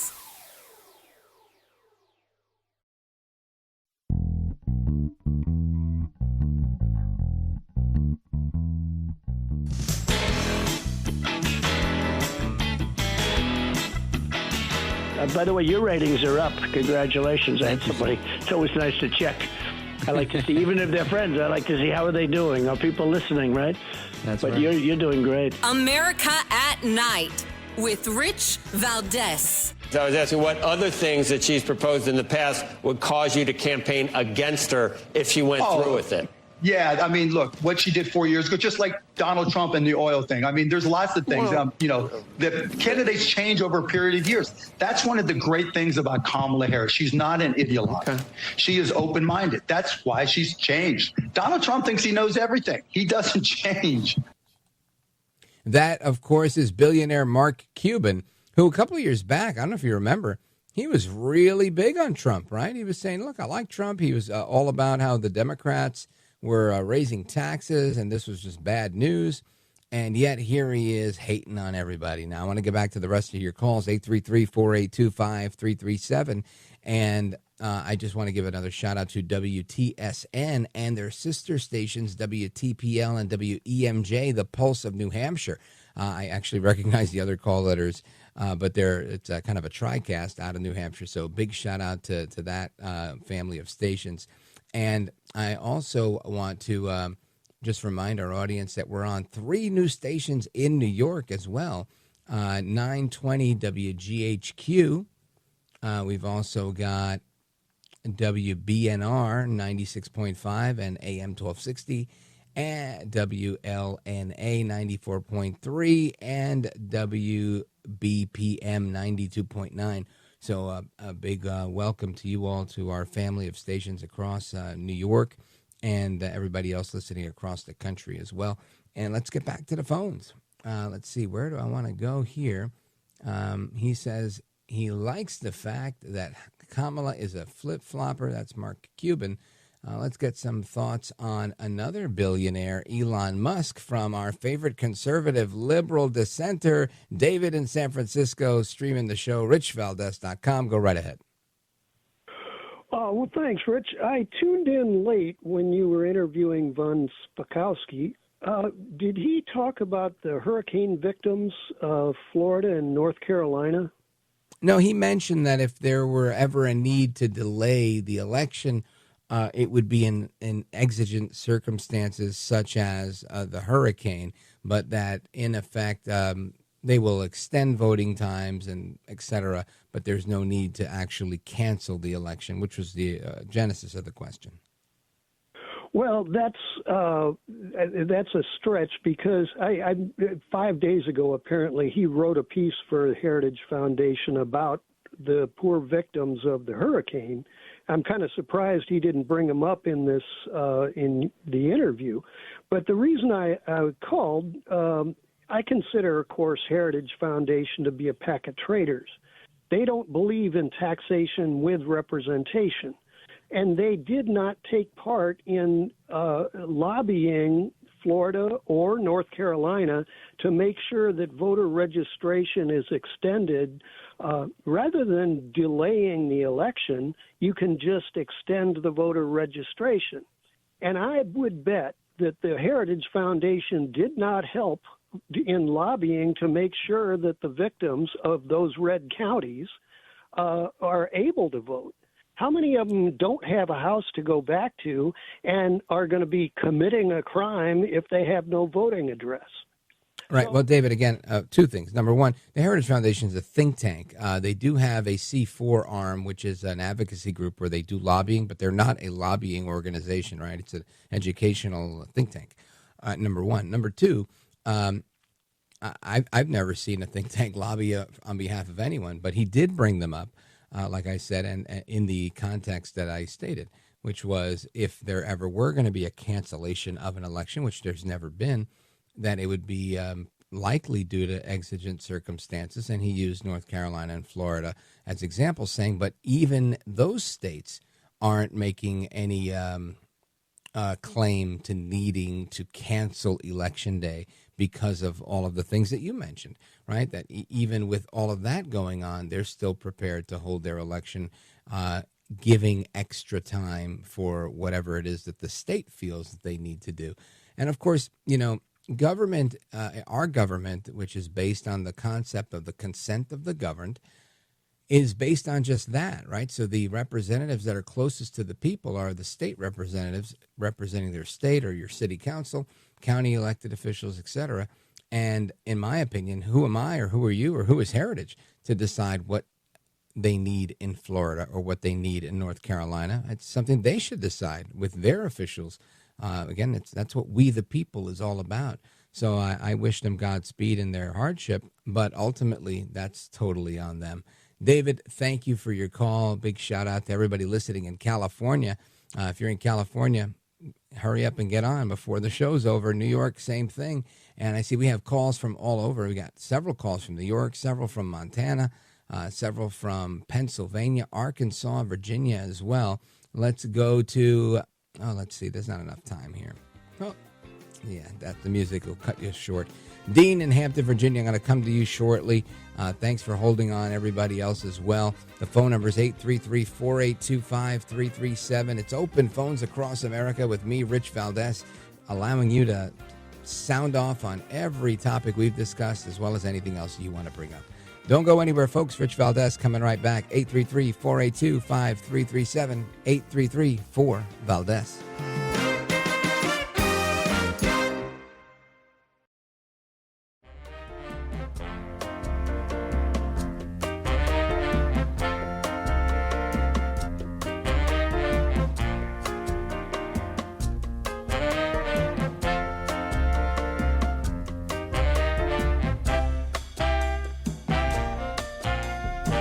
America at Night, your home for the best election coverage.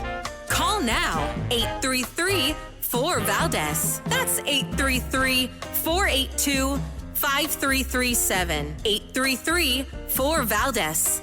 That's Valdez with an S. I mean, the election is upon us. There's a strong black woman representing the Democratic Now, when Party. you say black woman, Here you go. I need you to qualify that. What A I've Howard seen. alumni. Whether she's black or not black ain't my biggest issue. It's what she going to do for black people. The reason Kamala's race has become such a big issue in this election, Brother Nick, is because it's the only thing they're selling the black community in exchange for their vote. Not a word about schools, not a word about prisons, not a word about gentrification. If she led with policy, Nick, I don't even think we would be talking about her racial ancestry. So how can Kamala Harris, the so-called black woman, say that I can't do anything just for black people, but you sat in the White House for 4 years with President Biden and watch him take care of specific groups of non-white people, and you didn't demand one thing for your own black people that you claim to be a part of. So the only thing they've given us has been identity politics. That is Dr. Umar Johnson, who is known as a Pan-Africanist, who gives commentary that sometimes I agree with, sometimes I think is very far-fetched, but someone nonetheless that I would love to interview because I think his views are very interesting. He was on with Nick Cannon, who we know from television, who's also made some pretty radical views on black supremacy and things of that nature, having a very interesting conversation. And his final comment here, though, I think is, why do we have to talk about Kamala's race? It wouldn't matter if she'd done anything for the black community, and ultimately why any of that stuff matters. And I tend to think that's the right way to look at that, right? I think ultimately, what have you done for anybody, right? Let's really look at the merits of things. If you had a record that was based on the merits, we wouldn't even be having this discussion. And I think that's ultimately what this whole thing comes down to. So I want to get your thoughts on that and everything else that we've been discussing tonight. The phone number is 833-482-5337, 833-4-Valdez. And let's see, where do we go? We go, hang on, let me pull this up because it froze on me for a second. I want to go to, let me see. Bear with me, the beauty of live radio here, folks. Brett in Grantham, Pennsylvania, WEEU. Go right ahead. Hey, Rich. Yeah, you were talking before about RFK Jr. and Trump and what a great pair they'll make. And that makes a lot of sense because, well, I didn't say they'd make a great pair. I think that RFK Jr. would be good on the food and safety stuff, and I thought he'd be good at the FDA. And I think that their missions kind of coalesce in many ways. But anyway, go ahead. Right. Well, RFK Jr. being against, you talked about the cancer industry. A president that's never exercised and who eats McDonald's every day and now works at McDonald's for a photo op, that makes a great statement to RFK and his mission. Not to mention, RFK Jr. is a big environmentalist, and we know Trump loves EVs and alternate energy. How's that going to work? Well, I don't know anything about Trump's love for EVs. I think that he has a good relationship with Elon Musk, but I've never seen Trump in an electric vehicle in my life. I've never even ever heard him say anything positive about them either. I think he's done only things that would help Detroit and the actual American auto worker industry in terms of helping the economy and helping the American auto worker. But I think ultimately this is the reason why I think Trump is such a threat to so many on the left, and there are so many people critical of him, is that he's able to get people that disagree with him on a number of topics, like RFK Jr., to jump on his bandwagon nonetheless, because that's truly bipartisanship, right? That's a real sentiment to Democrats and Republicans working together despite their differences. And I think everything you've just highlighted, right, the differences between the two really show how he's really crossing party lines here. And that's not happening on the other side. If anything, on the other side, you've got nothing but a bunch of lockstep Democrats that are all in for the same types of policies where there's no robust policy discussion.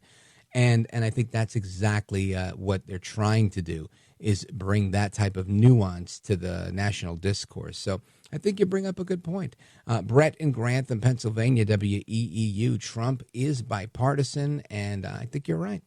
I appreciate the call. Let's continue. Where do we go from here? We're going to go to Dean in Hampton, Virginia, WMIS. Go right ahead. Hey, Rich.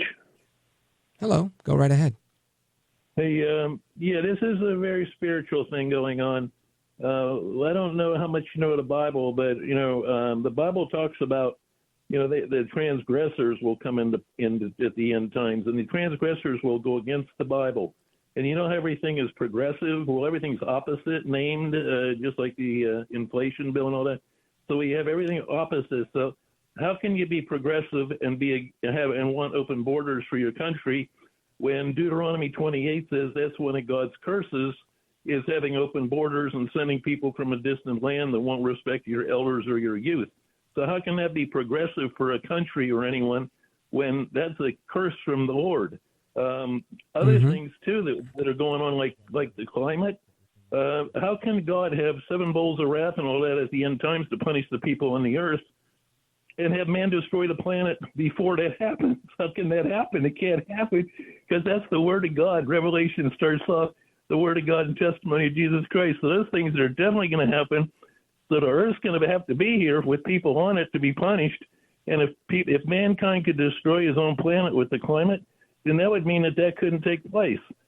Right. Well, I don't know that we're destroying the planet with climate. I think that's been a big debate, a very big debate, and something that I just haven't seen. I think most scientists, even the ones that disagree, agree on the fact that there has only been a slight shift in these temperatures and in the parts per million of what type of carbon we have in our atmosphere here. So when you look at that stuff, you see that it's not really a big shift at all, at least not one of any great consequence. So on that front, I don't know that I could agree with you. On the other stuff, I appreciate your admonition to the world of what's going on biblically, and I appreciate the call. Hampton, Virginia, WMIS. Big shout out to Dean giving us a Bible lesson tonight. Let us continue. I want to go to, let's see. Bob. Bob is calling us from Long Island, New York, streaming us on WGDJ out of Albany. Bob, go right ahead. Oh, thanks for taking the call, Rich. You had I think your first caller called in saying that we should worry about the riots if Trump gets in or if he deports anybody. Yeah. And I don't believe that we as Americans knuckle under to that type of stuff. We don't lying and bullying. Well, Bob, I don't want to interrupt you, and I want to agree with you, but the example that he made was the George Floyd riots, and those were very genuine riots where they were burning down buildings, where they took over police stations and burned police stations, where they created autonomous zones, where dozens of people were killed in the process of this. So, I mean, to say that we're above this as Americans, I think is factually inaccurate, right? Because we've seen it happen before, and I think there's potential for it to happen again. No. Well, I'm not saying that they don't happen, but I'm not saying that they shouldn't be controlling factors to control our behavior. Just because somebody does something that's threatening. Oh, I see. Yeah. Don't be cowed by it. Right. I agree. Not going to not do this. Like, don't go and deport everybody because people are going to have a civil war. Yeah, screw you. I don't care what you think, and I really don't care if you fight against a civil war or whatever it is going to be. Ultimately, we're going to win this one with all of the firepower that I think the United States has, and the right that they have more than anything to kick people out of the country that don't belong. So I think you're right on that one, Bob. We need to, we should not comply to become useful, empty-headed stooges for the left. Yeah, never become a useful idiot of the left. I agree with that. Anything else you want to add, Bob? The other item is, with Musk, I think he's the typical example of, how they've used character assassination and allegations to create lawfare cases. I mean, whatever happened to statute of limitations? These are unfounded allegations, and now, the culture wants to condemn people without the guy's day in court. Yeah. Well, listen, if we had a statute of limitations, they would never have brought all these charges against Trump that were, decades old. Bob in Long Island. Hey, Bob, what part of Long Island are you in, and what station do you typically listen to? I think it's 94.9 WJJF, if I got the call. Oh, yeah, sure. Yeah, great station, WJJF. out of Long Island, and they spill over into Connecticut on the other side of the Long Island Sound. Bob, I appreciate it, brother. Great sentiment. Shout out to you guys and everybody out on the island as well. Always good to hear from you guys. Not that far away from where I am. Folks, taking a quick pause right here, coming right back with the rest of your calls from Indiana, Montana, Arizona, New York, Arkansas, and more coming in. 833-482-5337, 833-4-VALDEZ. This is America at Night with Rich Valdez. Call now, 833-4-VALDEZ. That's 833-482-5337. 833-4-VALDEZ.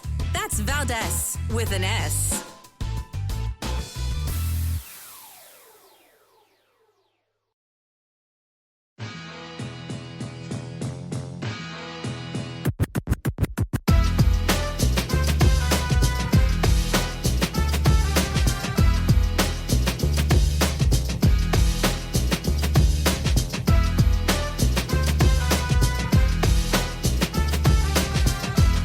Yes, sir. I just want to tell you that I love your show. I listen every day. I think you're a true professional. I think you're one of the best. America at Night with Rich Valdez. What we find weird about this is that Kamala Harris has been able to produce no evidence that she worked at McDonald's, and she didn't even talk about it until 2019 during, I believe, her first run for the United States Senate. So I don't know what's ultimately true here, but it's interesting where the media will try to nitpick and micromanage every single thing that me or Donald Trump has said, and yet they just buy into this narrative from Kamala Harris that she invented 5-6 years ago. Why don't they just do some journalism? Maybe it's true, maybe it isn't, but I know I don't trust the media's lack of curiosity about this issue when they're so curious and nitpicking everything else that the Republican candidates do. That, of course, is United States Senator J.D. Vance, the Republican candidate for Vice President of the United States, running mate to El Trompito Donaldus Magnus, the 45th President of the United States, potentially the 47th. And Trump often accuses Harris of lying about working at Mickey D's for one summer in her late 20s, but she's offered no proof of actually working there. She denies the accusation, and McDonald's and its franchisees say that they don't have access to all of their employment records for workers dating back into the early 1980s when Harris says she worked there. So they released this memo, which included some of what I just read to you, saying this, that though we're not a political brand, we've been proud to hear former President Trump's love for McDonald's and Vice President Harris's fond memories of working under the arches. That's according to the statement they said. Both McDonald's and the franchisee who operates the location where Trump appeared over the weekend emphasized that the chain operates its doors to everyone, saying this, quote, "As a small independent business owner, it's a fundamental value of my organization that we proudly open our doors to everyone who visits the Festerville community."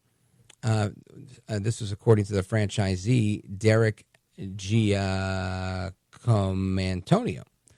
And that was in that same statement that they released. "That's why I accepted former President Trump's request to observe the transformative working experience that 1 in 8 Americans have had, a job at McDonald's." So that was El Trompito at McDonald's.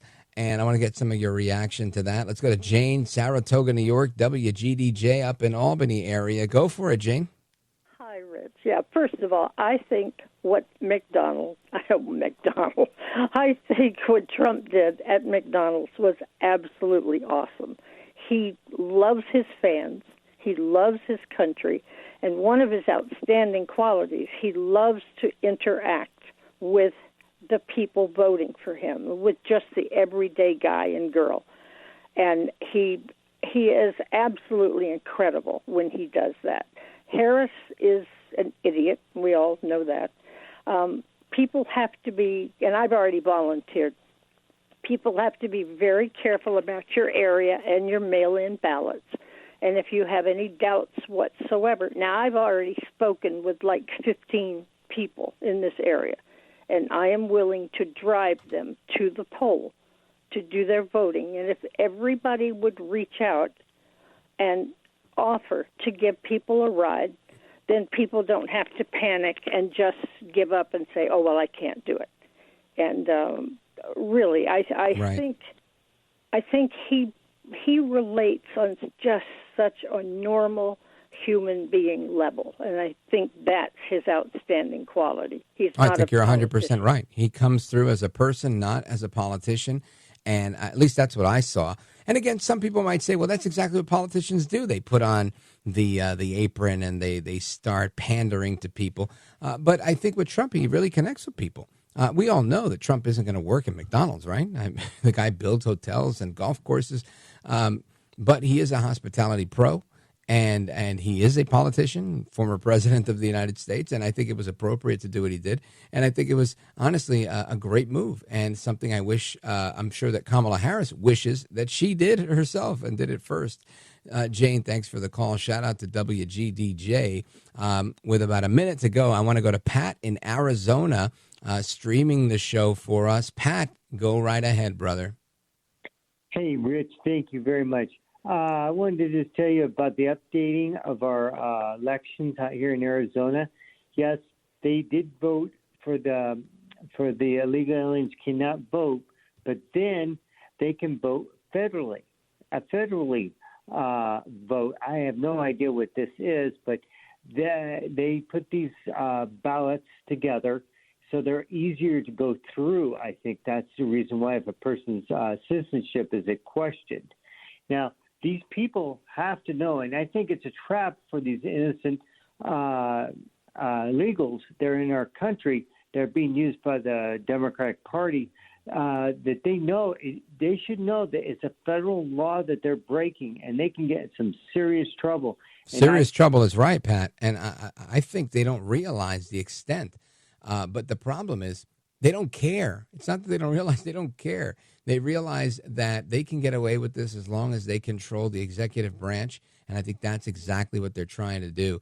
They're trying to get in as much as they can while they have all the control, and it's a free-for-all. You know, it's literally a fire sale in Washington, D.C., and it's a shame. Pat, thanks for the call, brother. I appreciate it. Shout out to KFNX, where a lot of people stream the show from out in Phoenix, Arizona.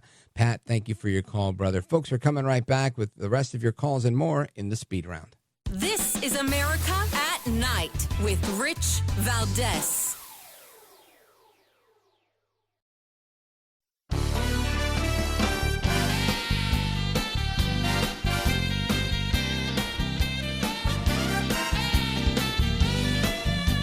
All right, amigos, this is the Speed Round, so keep it really tight. 833-4-VALDEZ. Let's go to Sarah, Bedford, Indiana, WBIW. Go for it.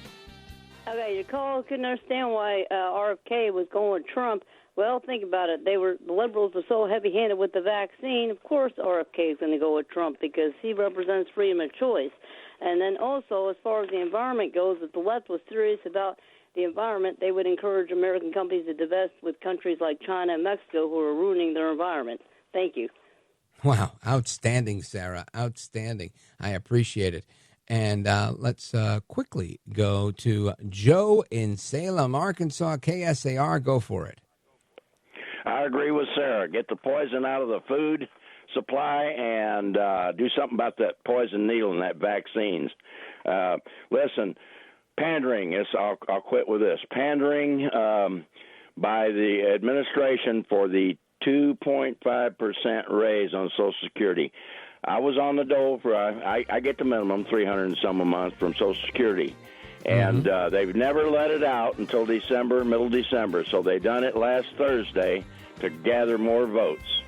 More votes it is. The pandering will continue, and it always will. It is politics. Thank you, Joe. Frank in Evergreen, Montana, not a fan of EVs, but likes Elon. I hear you, brother. Thank you to everybody who's on hold that we didn't get to. Hasta la próxima. Take care. Good night. And God bless you, America. I'm Rich Valdez.